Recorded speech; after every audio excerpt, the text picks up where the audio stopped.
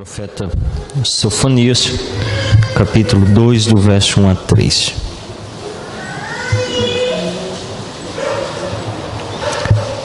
Diz assim a palavra do Senhor: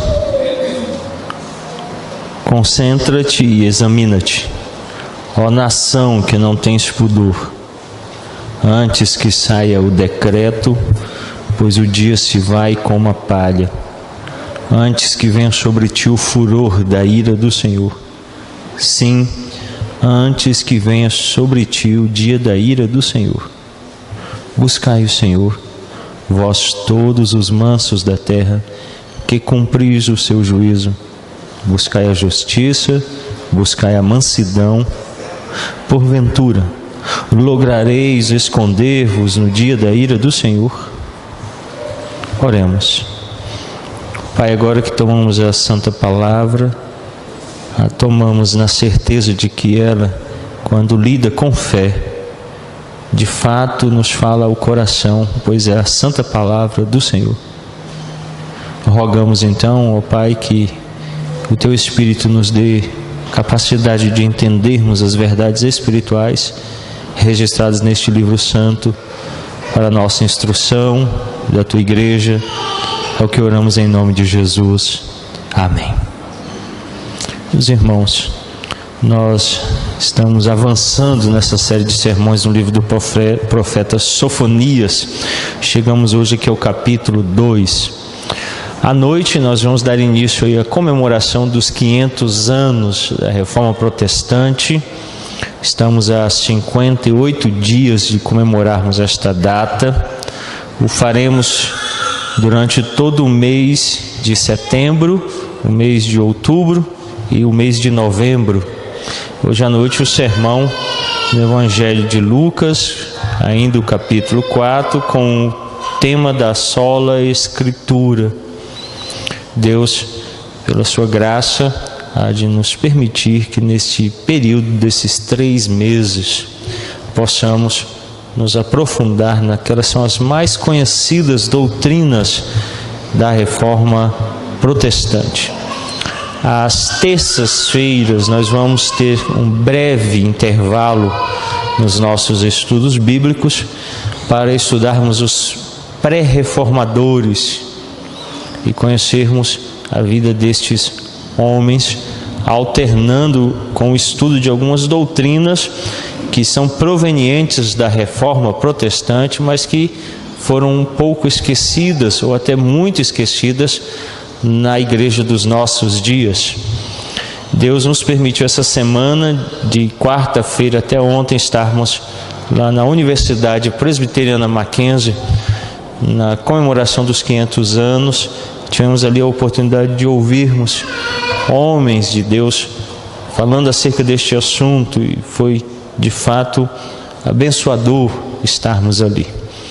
Mas o profeta Sofonias agora inicia o capítulo 2, nos chamando a meditarmos sobre aquele que tem sido o nosso tema, hoje com o tema chamado ao arrependimento, o capítulo 2, do verso 1 ao verso 3. Nós temos a tendência de confundir arrependimento com remorso. E eu quero que vocês lembrem-se claramente em suas mentes que o que Judas Iscariotes experimentou foi remorso. Ele foi compelido pela sua consciência. E nós estamos tendo oportunidade no estudo da União de Mocidade Presbiteriana em estudarmos um livro que trata um pouquinho sobre essa questão da consciência. E eu não posso depender da minha consciência, porque ela é afetada pelo meu eu pecador. O arrependimento é um processo diferente, e a pergunta 87 do breve catecismo que lemos hoje diz assim: o que é arrependimento para a vida?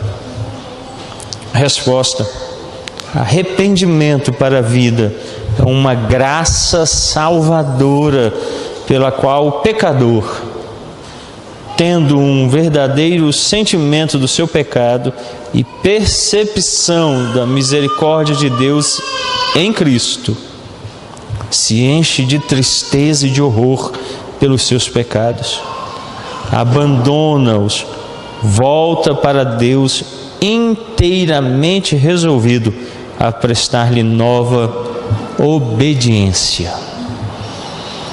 Há, claro, que nessa pergunta uma profundidade enorme, tão grande que eu acredito que talvez levássemos vários domingos para entender, mas há algumas que eu quero grifar para vocês nesta manhã. Primeiro, que o arrependimento é uma graça salvadora. E eu não sei por que nós temos uma tendência de não desejar, almejar arrependimento. Quantas vezes, eu preciso que você seja sincero, não minta para você mesmo, você teve de fato a coragem de declarar a outrem que você estava verdadeiramente arrependido?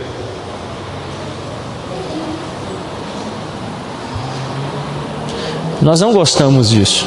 Nós não gostamos de nos arrepender, voltar atrás, de mudar, de abandonar nossa postura, nossa posição, de reconhecer que ela estava errada, que estávamos em erro.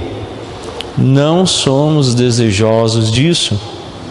Claro, isso vem lá de nossos pais, Adão e Eva, que no princípio nos ensinaram a não se arrepender. Lembram-se de quando Deus os procurou em terna misericórdia e perguntou a eles quem tinha mostrado a eles que estavam nus. Olha, isso nada mais é do que a misericórdia de Deus manifesta. Ao invés de se arrependerem, reconhecerem o pecado, eles mentiram, fugiram, ludibriaram a Deus, ou tentaram ludibriá-lo. O que Deus queria simplesmente é que, arrependidos, eles dissessem: pecamos contra ti. Então nossa tendência é essa, coser folhas feitas de figueiras, nos esconder, culpar o outro, culparmos a Deus, mesmo que isso traga consequências terríveis, como o trouxe lá no Éden. Nós precisamos então reconhecer o arrependimento como uma graça. Em segundo lugar, ele declara tendo um verdadeiro sentimento do seu pecado e a percepção da misericórdia de Deus. Você tem que reconhecer o pecado, nominá-lo, biblicamente identificá-lo e ao mesmo tempo contrapor a ele a misericórdia de Deus. Meus irmãos, muito cuidado com isso. Se você parar no pecado, talvez você não consiga prosseguir. Ele tem um peso terrível, ele gera a morte. É por isso que é preciso contrapô-lo com a misericórdia, para ter esperança, para continuar a caminhada. Então o profeta começa com esse chamado ao arrependimento. O livro trata então sobre o dia do Senhor. Anuncia o juízo vindouro de Deus contra a nação de Judá e contra as nações pagãs. Esse é o cerne do escrito do profeta Sofonias. O nome Sofonias significa Deus esconde. O nome pode significar também Yahvé protege. Portanto, ele pode ser o refúgio, lugar de esconderijo. O profeta indica isso lá no capítulo 2, o verso 3 que lemos há pouco, onde ele diz: buscai o Senhor, vós todos os mansos da terra, que cumpris o seu juízo. Buscai a justiça, buscai a mansidão, porventura lograreis esconder-vos no dia da ira do Senhor. O que Sofonias está anunciando com o próprio nome é que Deus é o lugar onde podemos nos esconder, onde podemos fugir. O chamado ao arrependimento não implica que a chegada do dia seja cancelada ou mesmo adiada. Não é essa a verdade que nós encontramos em nenhum lugar das Escrituras. O que nós fazemos em culto, ou quando buscamos a Deus, não é apaziguá-lo. Nós não podemos fazê-lo. Ele vai manifestar a sua ira num dia de juízo final. Isso é certo. Está declarado pelo próprio Deus, que não torna atrás na sua santa palavra, que não muda. Esse dia virá. Portanto, o que nós fazemos quando pensamos em arrependimento não é cancelar o dia do juízo, nem mesmo adiá-lo. E o profeta vai nos apontar isso. Em primeiro lugar, ele nos chama à busca do arrependimento. Buscai o arrependimento. Esse é o convite feito do verso 1 até o verso 3. Procure-o. Nessa sessão, em forma de admoestação, e é essa a estrutura literária que o profeta utiliza aqui, ela vai até o verso 18, de admoestação. Nesses 3 versos nós encontramos aqui 5 admoestações dirigidas a Judá, para que Judá experimente e alcance da parte de Deus perdão dos seus pecados, experimentando arrependimento, para passar pelo dia do Senhor, que virá, que está chegando. E vimos semana passada, está próximo.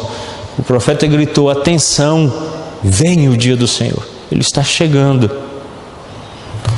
O verso então começa com uma junção de admoestações. A primeira está numa forma reflexiva do hebraico, e não tem como fugir disso. O termo aqui utilizado está no hitpolel. É uma forma reflexiva, usada aqui no primeiro verso, que infelizmente se perde na nossa tradução. A tradução da língua portuguesa diz assim: concentra-te e examina-te, ó nação. Não é essa a expressão presente no texto hebraico, que comunica a ideia de ponde-vos em monte de restolho. A ideia era mais ou menos que toda a nação de Judá se juntasse como se fosse lixo, restolho. Essa expressão que se apresenta aqui no verso de número 1, ela indica a condição pecaminosa de toda a raça humana. E o que o profeta está fazendo é isso, informando a Judá quem eles eram, quanto pecado há em nossas vidas, como somos seres pecadores, como falhamos, erramos e procedemos enganosamente contra o Senhor. Então ele começa dizendo a Israel: reúnam-se como lixo, como folhas que são arrastadas e apodrecem no monte. Esse é o convite dele. Mas então qual é o significado desse imperativo? O que ele está querendo dizer com isso? Porque o profeta está declarando à nação que se ajuntem como um restolho no monte. Indica a inevitabilidade do juízo que recairia sobre Judá. Eu queria que você observasse o final do verso 1. Diz assim: ó nação que não tens pudor. Meus irmãos, nós perdemos o pudor. Nós não temos mais vergonha dos nossos pecados. Eles não trazem mais rubor às nossas faces. Nós não nos envergonhamos mais de pecar, de falhar. O nosso coração vai se endurecendo de tal forma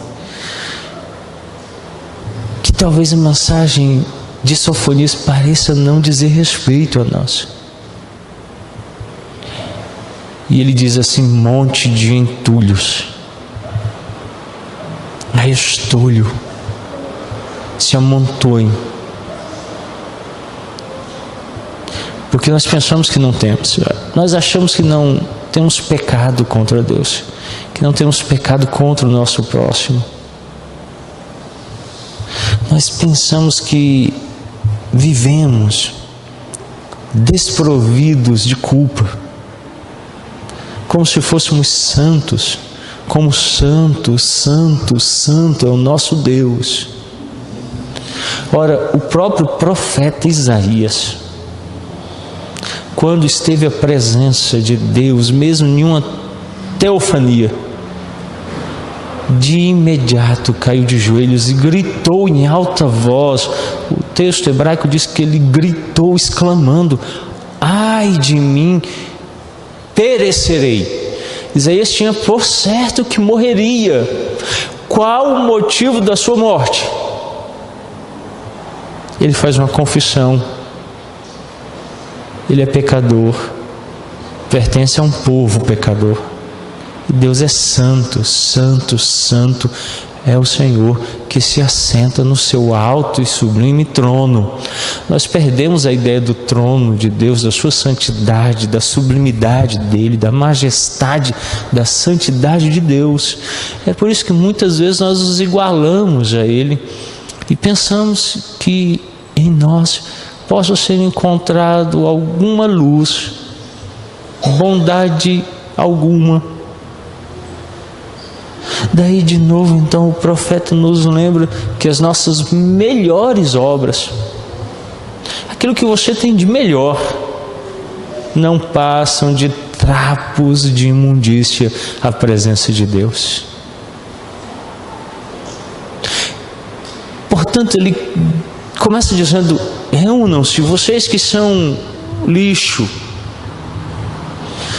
mesmo que vocês pensem ser alguma coisa. Por isso ele acusa, dizendo: nação que não tem pudor, não se envergonham. Nós sentimos vergonha em situações muitas, e muitas vezes a vergonha nos impede de nos apresentarmos. Eu tenho certeza que muitos de vocês aqui não viriam ao culto como acordam, nem atenderiam a porta, uma visita que chegasse ali naquele momento. Você se envergonha da condição que você se encontra. Há mau hálito, os cabelos muitas vezes estão fora de ordem, às vezes você teme como a sua aparência está, as vestiduras como se apresentam. Você, portanto, foge, porque você tem pudor. Muitos de nós aqui tememos que nossos pais, nossos avós ou amigos nos encontrem em situação de nudez e nos precavemos trancando a porta, mantendo aquilo no recôndito do nosso ser, porque traz vergonha nos expor em nudez a outros que são estranhos. Por isso nós nos vestimos, por isso quando levantamos, nos tomamos e colocamos em asseio para limpar, nos arrumamos, penteando os cabelos, escovando os dentes, vestindo trajes que sejam aceitos, para então nos expormos em público a outros. Ora, por que não tomamos os mesmos princípios quando adentramos a casa de Deus, o invocamos até a nossa presença e Ele vem, em toda a sua santidade Ele vem, e muitas vezes sem pudor nenhum nos apresentamos a nossa nudez, nas nossas imundícias, como se Ele fosse o nosso igual. E Ele então vem e diz: monte de restolho, lixo sois vós, reúnam-se. Ele começa colocando Judá no seu lugar. Por isso, a busca do arrependimento necessariamente precisa trazer você esta realidade, quem você é, em que condição você está, para que então você possa experimentar da misericórdia de Deus.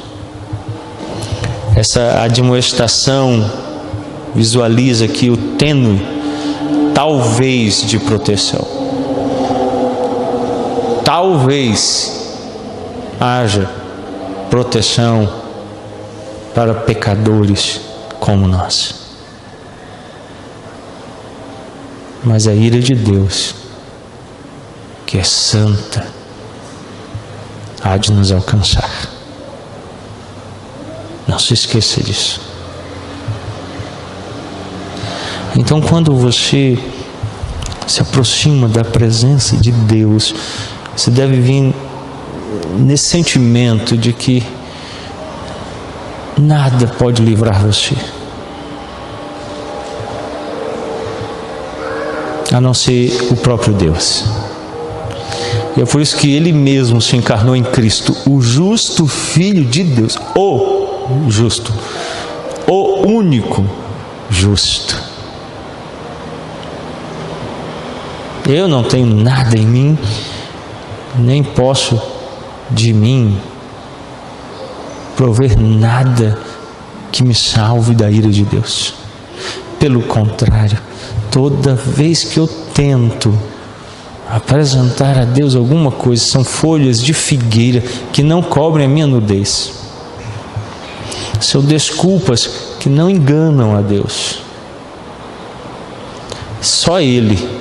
E é por isso que o profeta no verso 3 lembra: porventura lograreis esconder-vos no dia da ira do Senhor? Eu sei que não. É por isso que eu caio de joelhos à presença de Cristo e grito: Filho de Davi, tende misericórdia de mim. Tende misericórdia de mim. Se você não cair à beira do caminho e chamar o filho de Davi, não há esperança para você. Este solene chamado à auto-humilhação é dirigido a uma nação que não tem pudor. Lembre-se disso. Ele não está falando com gente boa, ele está falando com gente que está negando a pecaminosidade. Eu acho que isso se encaixa muito bem a nós. Nos assemelha muito a Judá. Nós achamos que, por sermos povo do Senhor, estamos livres do seu julgamento, da sua ira. E começamos a nos encher de empáfia, como fez Judá, de orgulho. E achamos que Deus não há de nos alcançar. E Ele então nos convida a essa auto-humilhação. Em segundo lugar, então, vem a urgência do arrependimento. O profeta lança a sua admoestação numa esfera de urgência. O pecador não deve esperar até que o dia chegue a fim de humilhar-se. É outro erro gravíssimo, meus irmãos, um erro terrível. A Bíblia declara que é louca a pessoa que assim o faz. E ela usa um tom urgente, dizendo: louco, esta noite pedirão a tua alma. E então ele usa expressões aqui que trazem essa urgência. Ele diz no verso 2, a parte inicial: antes que saia o decreto, pois o dia se vai como a palha. Veja que aqui o dia não está com letra maiúscula, como vai aparecer em todos os outros versos aqui. Ele está falando da ideia de que os dias são como uma palha que o vento carrega, sem substância, leves, podem ser arrastados facilmente pelo menor vento. Os dias passam assim. Os dias se vão muito facilmente. Eu estava esperando o voo de volta e ao nosso lado sentaram dois pais de santo. E um deles começou a conversar com o outro sobre uma espécie de conferência que estavam participando em São Paulo. E um deles falava acerca de uma entidade espiritual que eles invocam como sendo responsável pela proteção. Eu olhei para ambos e falei assim: Senhor, é hoje que talvez o voo não consiga levantar, né? Ou se levantar, talvez não chegue em Brasília. Não só por causa deles, pela sua idolatria latente, patente, por causa da minha pecaminosidade também. Eu não tenho dúvidas de que catástrofes, acidentes, as enfermidades, a morte nos sobrevêm como um sinal do juízo de Deus. Não duvido disso. E às vezes a gente fica achando que vai passar um dia, vai passar outro, e vocês sabem o final da história. Eu estou aqui, o voo decolou, voou e chegou. Mas e como é que vai ser o dia de hoje? E a noite, e o dia de amanhã, a próxima semana? Ninguém sabe o dia nem a hora em que ele vem, muito menos se estaremos vivos quando ele vier. Então há uma urgência nesse chamado. O arrependimento não pode ser postergado, o arrependimento não pode entrar na agenda. O arrependimento precisa ser algo experimentado imediatamente. Quisera nós agora mesmo nos ajoelhássemos e orássemos por arrependimento para a vida, para não sermos encontrados como quem vive sem pudor. Eu sei que muitos dos nossos pecados são tão diários. Eu não sei se essa expressão é tão propícia. Eu acho que talvez não diários, mas alguns sejam imediatamente participantes da nossa existência. Alguns fazem parte da nossa própria concepção do que somos, como estamos moldados como seres humanos. Dirigem o nosso viver. Eles nos acordam, nos fazem caminhar pelo dia e dormir de novo. Eles fazem parte dos nossos sonhos, projetos, nossa percepção de mundo, como reagimos ao mundo. Vejam como o arrependimento é necessário, como ele é urgente.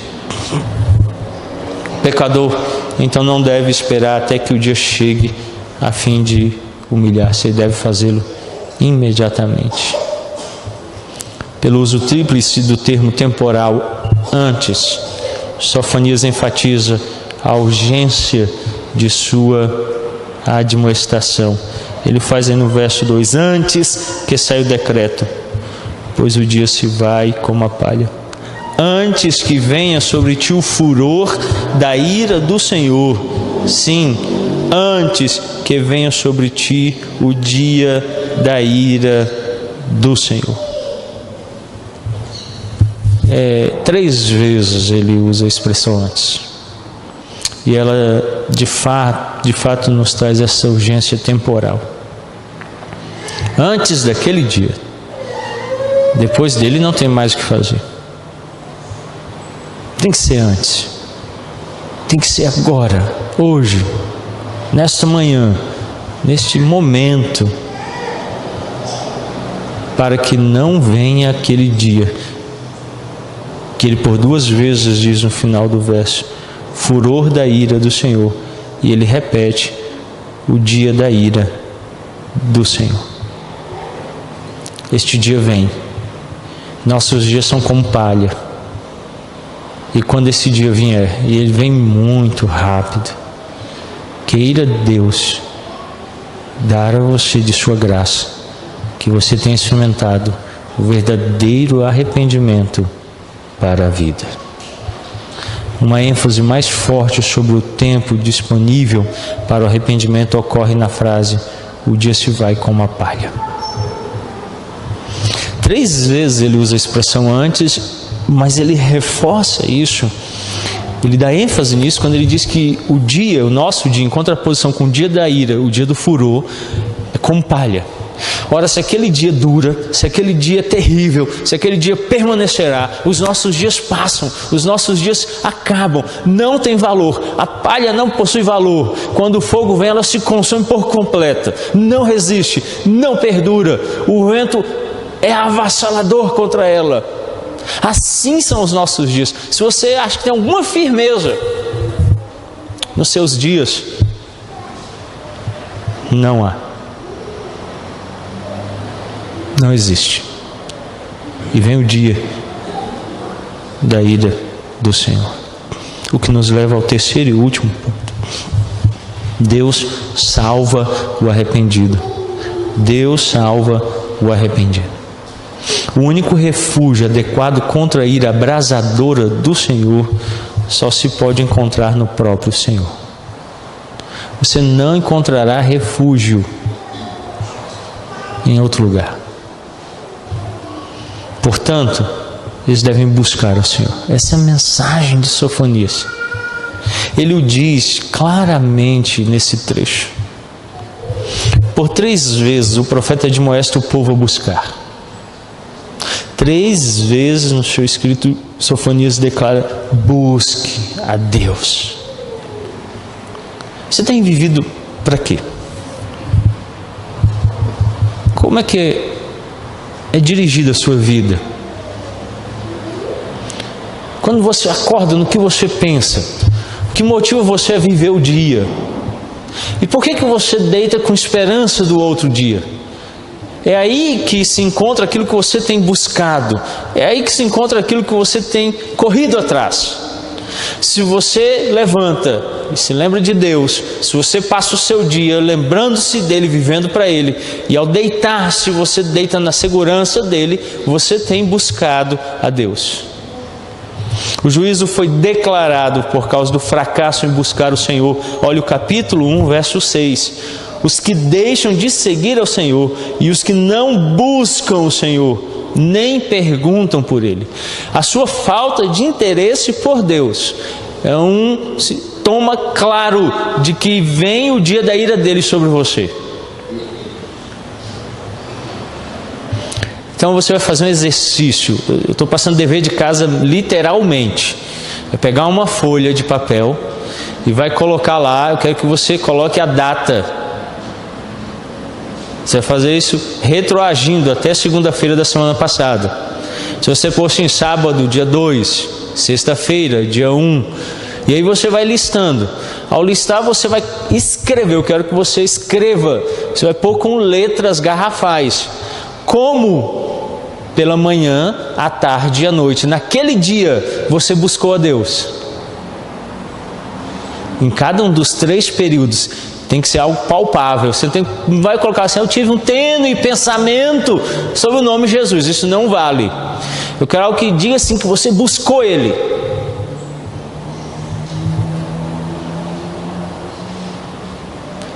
E eu não temo o desafio de que 100% de todos nós, começando por mim, falhamos em uma semana inteira em buscá-lo.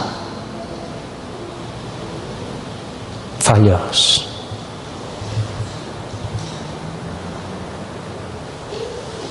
Nós não buscamos Deus. É por isso que não o temos encontrado. Porque nós não estamos perguntando por Ele. Onde está o Senhor? Na sua manhã, na sua tarde, na sua noite. Onde se encontra Deus na sua vida. O exercício fica mais duro quando você estende ele por meses, por anos. Você vai descobrir que Deus não tem sido buscado. Daí o chamado ao arrependimento. Deus é compassivo e chama o seu povo. Abra sua Bíblia. Profeta Jeremias, capítulo 29, o verso 13. Buscar-me-eis e me achareis quando me buscardes de todo o vosso coração. Vamos falar todos a uma só voz. Buscar-me-eis e me achareis, quando me buscardes de todo o vosso coração. Meus irmãos, precisamos buscar a Deus de todo o coração. É o chamado do profeta Sofonias. Buscai o Senhor, vós todos os mansos da terra, que cumpris o seu juízo. Buscai a justiça, buscai a mansidão. Porventura, lograreis esconder-vos no dia da ira do Senhor? A resposta é: Sofonias. Deus esconde.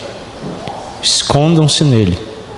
Busquem a Deus enquanto ainda é tempo, e sereis salvos. E encontrareis salvação. Vamos orar. Pai Santo, Deus sobremodo elevado, cheio de toda graça, eis aqui o teu povo, que diante das palavras do profeta reconhecem o bondoso Deus, que não temos buscado a Ti.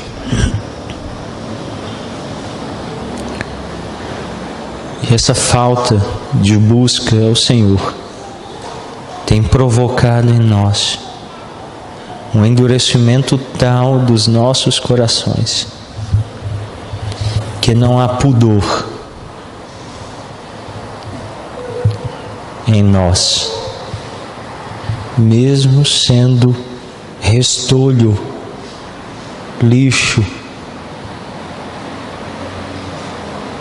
Por isso, Pai, nesta manhã o Senhor nos chama em misericórdia ao arrependimento para a vida, que é uma graça salvadora, a fim de experimentarmos libertação desse estado tão precário de auto-engano que provoca morte eterna.